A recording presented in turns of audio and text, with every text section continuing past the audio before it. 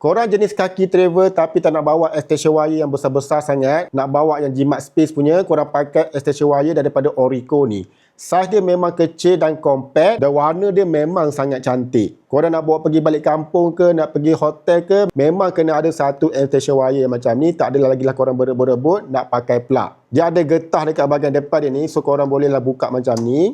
Dan untuk dia punya kepala plug ni, dia memang jenisnya nipis tau. So tak adalah makan banyak space. Dan yang paling penting, dia punya plug dia ni, dia ada fuse dekat bahagian dalam, dia memang safety untuk korang pakai. Dia punya panjang wayar dia adalah 1.2 meter. Ada dua soket dekat sini. Ada dua USB port dan satu Type-C punya port. Kalau korang nak gantung dekat dinding, dekat bahagian belakang dia ni, dia ada dua tapak, so korang boleh lekatkan dekat dinding korang. In case kalau korang nak bagi kemas lagi. Kalau korang nak gulung balik, korang gulung ikut dia punya anak panah ni. Lepas korang dah guna plug ni, korang bolehlah gulung balik macam ni. Senang nak bawa pergi travel, saiz pun tak ada makan banyak space. Lepas korang dah gulung-gulung tu, korang bolehlah ikat balik pakai dia punya getah dia ni.